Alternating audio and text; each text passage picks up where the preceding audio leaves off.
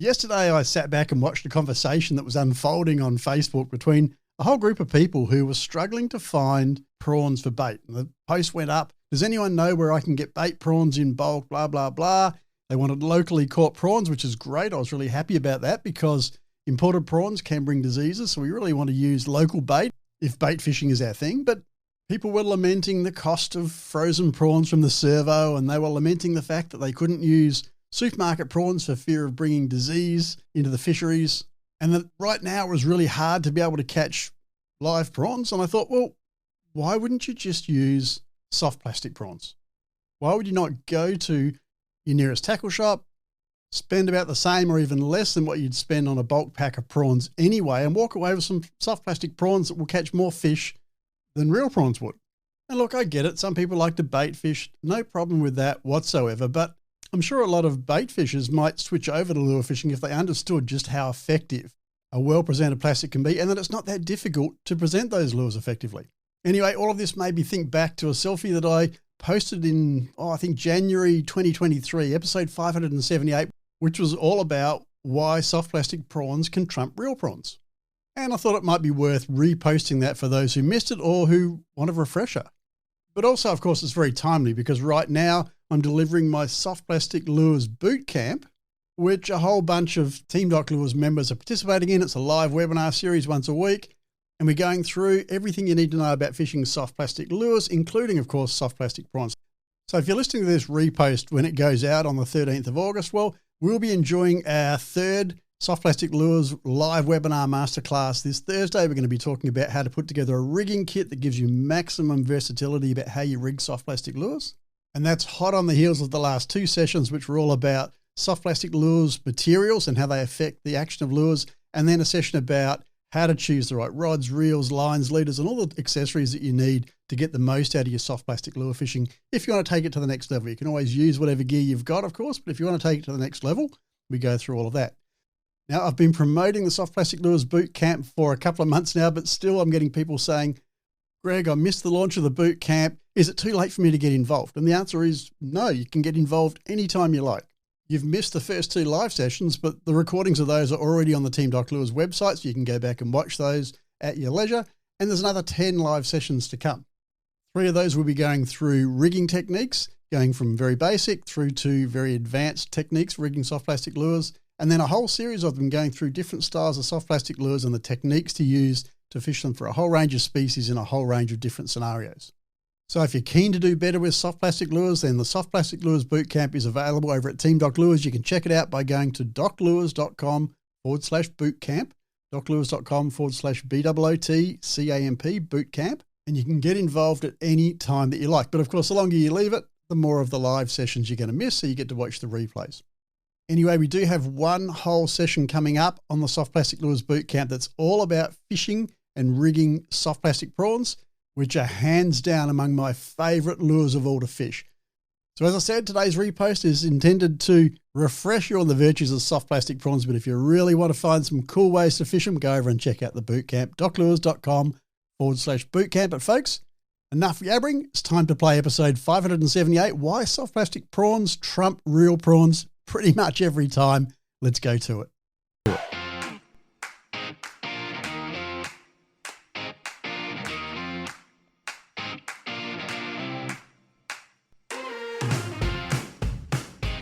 This is the Australian Lure Fishing Podcast. And if you're a sport fisher who loves throwing lures at fish, you're in exactly the right place, because our panel of hosts has interviewed tournament pros, fishing guides, journalists, in fact, anyone who has serious runs on the board when it comes to catching fish on lures. With a library of over 500 interviews recorded and a web page over at doclures.com that contains tools, resources, and a staggering amount of information to help you improve your lure fishing, you really could not be in better hands. So enjoy today's podcast episode. I hope it helps you to catch plenty of fish.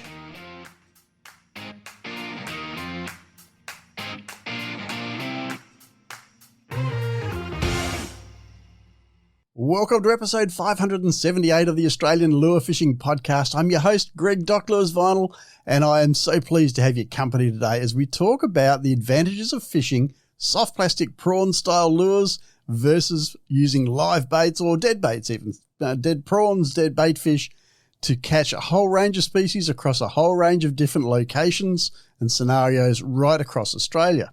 Now, for members of the public who are listening to the free version of this podcast, today's episode will only be fairly short, and I'll talk about why you should be fishing soft plastic prawns and why they should definitely be something that you learn to perfect. But for those who are part of Team Doc Lures, of course, we are going to have a bit of a soft prawn masterclass. So you guys and girls, for supporting the Australian Lure Fishing Podcast, are going to be rewarded with some extra information that will help you to get the most out of soft prawn plastic lures. Now, if you're not a Team Doc Lures member, now might be a good time to think about becoming a Team Doc Lures member, because if you do so, you're going to be supporting the Australian Lure Fishing Podcast, but you're also going to be helping yourself to some amazing additional content, bonus content, audio masterclasses, live streams, all kinds of stuff. So all of that's available to Team Doc Lures members. If you want to become part of the team, the cost is less than the cost of a cup of coffee a week, so it's not expensive, and you can join up over at team.doclures.com. That's team.doclures.com. Alrighty, so let's get started talking about soft plastic prawns versus live baits, and talk about why I believe soft plastic prawns are, generally speaking, a much better option. Now, of course, all the usual caveats, apply here. There are certainly people who would prefer to fish live baits. I'm not running down anyone who fishes with live prawns or any kind of live bait. And I'm pretty confident there are probably a bunch of guys out there, and girls for that matter, who catch more fish or better quality fish on their live prawns than I do on my prawn lures. All I'm saying is that for me personally, and for a lot of people that I talk to, the lures are definitely the way to go. And there's some really good reasons why that's the case. And probably one of the most important ones is the amount of time you spend actually looking for and targeting fish.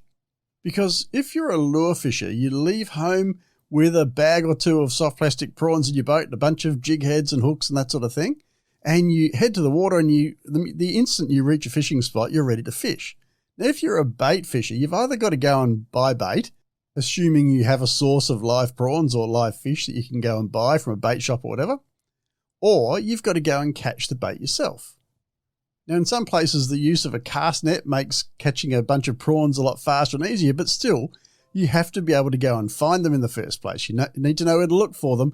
And the number of times I've heard people say, oh yeah, we didn't spend much time fishing, really struggled to find bait today. And it makes me wonder, well, if you couldn't find bait, why didn't you simply use lures? And obviously it comes down to confidence. Some people have never really learned to use lures. They don't have confidence in soft plastic lures. And so if they've got an 8-hour day to go fishing and it takes them 6 hours to find bait, well, they're only going to fish for 2 hours. And other people are going to roll with it, pick up the prawn lures and go out and start fishing straight away and have a full 8 hours fishing.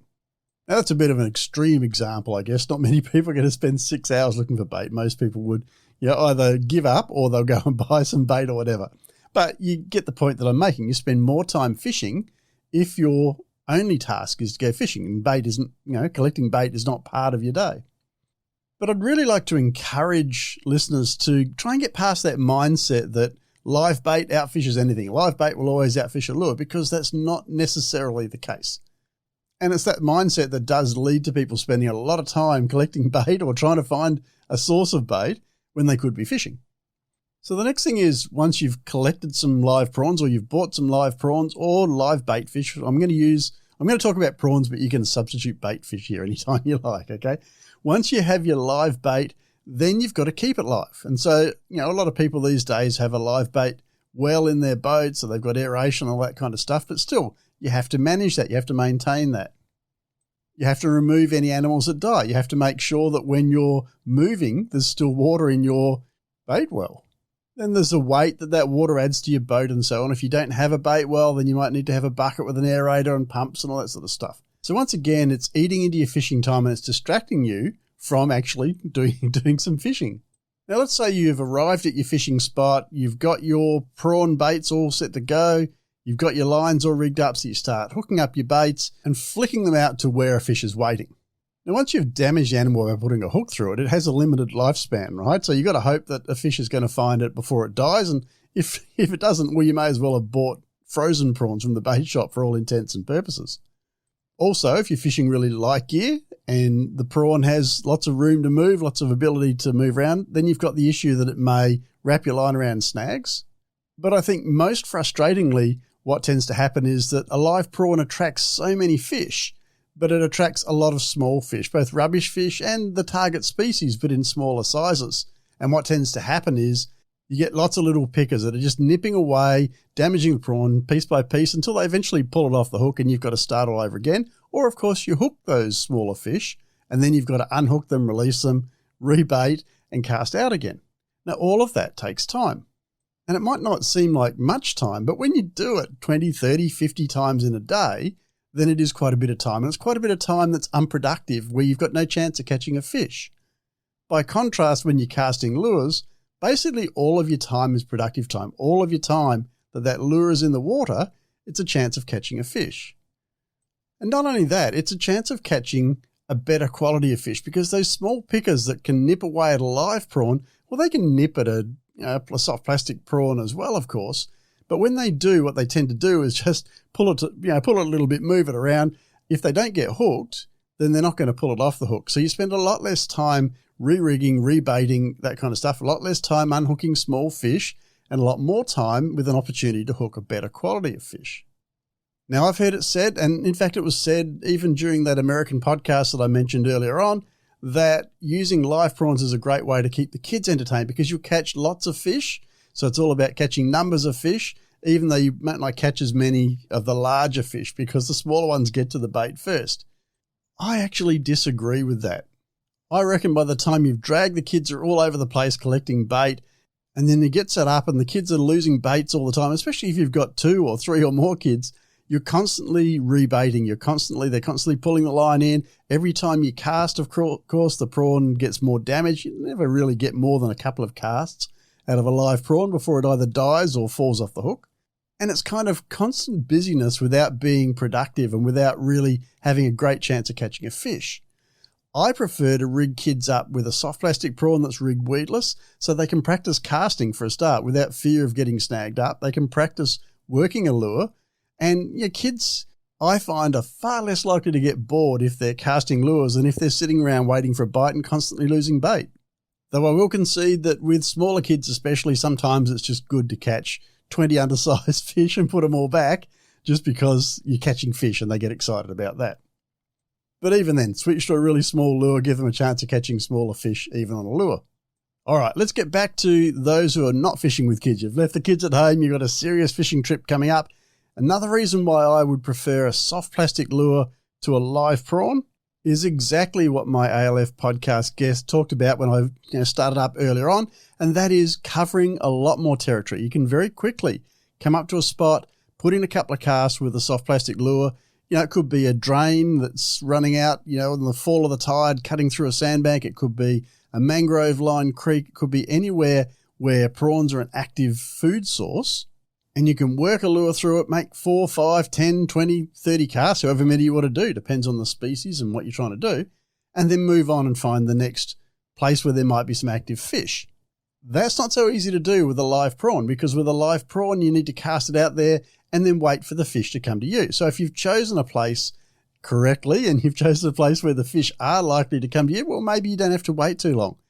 But if you find yourself fishing somewhere where there are no fish, you might sit there for 15, 20, 30 minutes and then you decide to move. Now with a lure, you could have fished that in 5, 10 minutes, moved on, as I said, to find the next place where there might be some active fish. And I guess one final reason why I really like soft plastic lures above and beyond live baits is that with a soft plastic lure, there's no chance that and this is perhaps more with dead prawns and certainly supermarket prawns, there's no chance that you're going to bring disease in, white spot or anything like that, because you're not using a bait, you're not using a biological material that might carry disease. And you're also not disturbing nursery areas and places where bait fish gather and accumulate and, destroying those, reducing bait fish numbers, reducing the food supply in the system that feeds the fish that you want to catch. And there'll be a bunch of dyed-in-the-wool baitos out there going, there's so many herring out there, there's so many prawns, you're never going to deplete them. But I know I've seen times locally where there might be 20, 30 boats out on the estuary, all throwing cast nets, all collecting as many prawns and herring and whatever they can for bait as possible, making sure they've got plenty for the day so they don't run out, and then throwing half of them out half dead at the end of the day. And that absolutely has an impact on the amount of bait in the system. There's no two ways about it. But really, if I'm 100% honest, the key reasons why I prefer a soft plastic prawn to a live prawn are that I can catch more fish and a better quality of fish by covering more territory, spending more time with a hook in the water, and more time where there's a much greater chance of a fish actually eating that hook than I can with a live bait. Can a soft plastic prawn work just as well as a live bait? Absolutely it can. It's all about angler confidence and angler mindset. And there is still a perception out there in some circles that nothing beats a live bait, and that's because the people that maintain that perception have become very good at fishing live baits and not necessarily put as much effort into learning how to fish lures, which is natural, because if you don't believe they work, why would you use them? So if you're a dyed-in-the-wool bait fisher, I hope that what I've laid out for you here gives you the incentive to maybe try soft plastic prawns in preference to live bait and just see how you go and try and develop those skills. I haven't even mentioned the fact that your boat's not full of mud from pulling up cast nets. You don't have smelly bait. You don't have that prawn that slipped down, beneath the cowling somewhere where you can't see it that stinks 3 days later and you're trying to clean your whole boat out because there's smelly bait there. You don't have any of that kind of stuff with soft plastic lures. So give them a go. If you're not sure, definitely do some research, get some advice on how to fish them properly and give it a go. I'm really confident that you'll be glad that you do that. So on that note, folks, we're going to say goodbye to our public listeners, and I'm going to continue on talking to our Team Doc Lures members all about some tips and techniques and hacks and I guess some pro advice on how to use soft plastic prawns to get the absolute most out of them.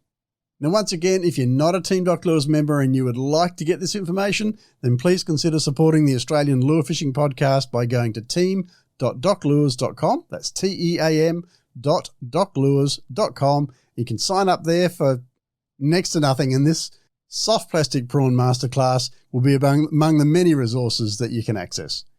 But for now, stay safe, tight lines, and we'll see you in the next episode of the Australian Lure Fishing Podcast.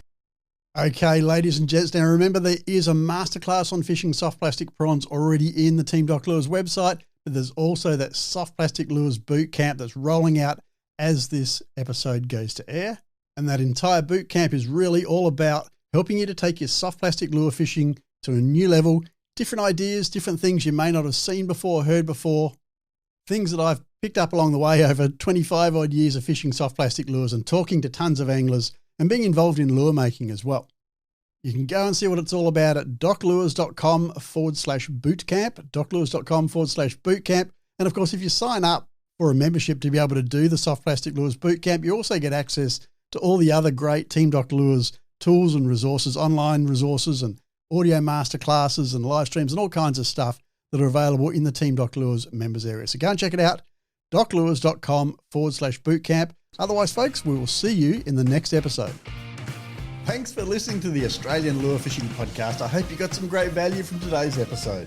Don't forget to subscribe on Google Podcasts, Apple Podcasts, Spotify. In fact, wherever you listen to podcasts, make sure you subscribe to ALF. And for show notes, downloads, maps, and other free resources, make sure you go to doclures.com and check out what we've got for ALF listeners there. Until the next episode, stay safe, tight lines, and may the fish be with you.